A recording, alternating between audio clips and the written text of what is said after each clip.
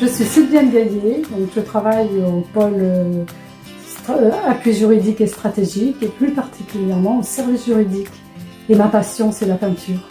La peinture, mais en pratiquant différentes techniques quand même, mais avec un domaine de prédilection et plus particulièrement pour la technique du pastel et de la peinture à l'huile, qui est, à mon sens, plus exigeante comme matériau, comme utilisation, que les autres techniques que je ne renie pas parce que je les pratique aussi. Mais c'est vrai que la peinture à l'huile, c'est mon loisir préféré et chaque fois que je peux y consacrer, y donner, je le fais, que ce soit les week-ends ou pendant les vacances.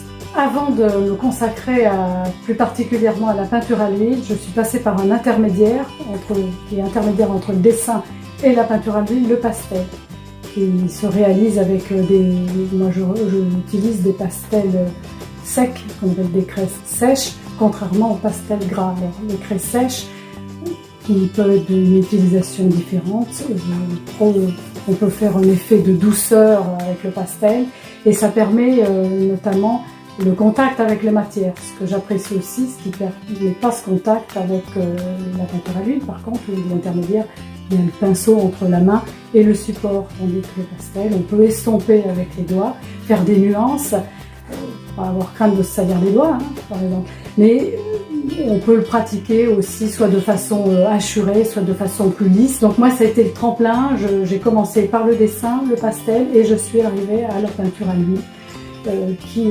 requiert donc une patience toute particulière, notamment pour les portraits qui demandent une saisie du regard, une expression à rendre qui est particulièrement difficile.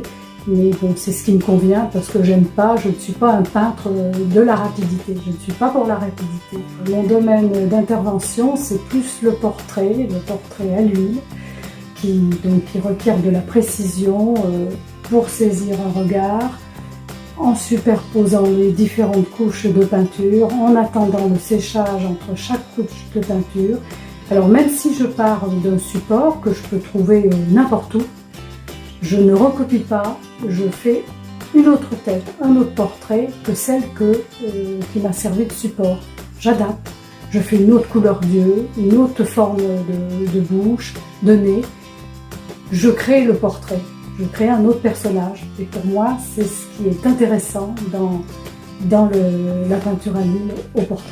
Et le maître de référence pour moi, c'est Léonard de Vinci, où il concentrait son personnage. C'est ce que je fais d'ailleurs, c'est ce que j'essaye du moins de faire avec ce portrait où on enlève tout ce qui peut gêner la vision de la personne. On fait un fond plus ou moins sombre d'ailleurs, dans une unité de couleur, et la personne, le portrait qui ressort seul, qui se détache de ce fond. J'ai consacré déjà de nombreuses heures, mais pour moi, il n'y a pas de contrainte, hein, c'est un plaisir.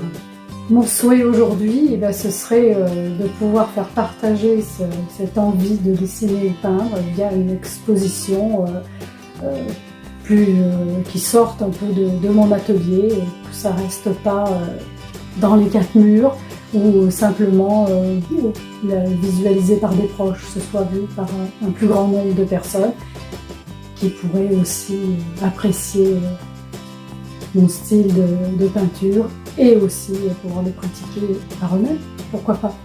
Si ça peut leur donner le goût ou l'envie aussi de pratiquer, que ce soit le pastel, le dessin ou la peinture à l'huile, et bien tant mieux, parce que je trouve qu'on peut justement y trouver son équilibre de vie, et peut-être pourquoi pas son bonheur.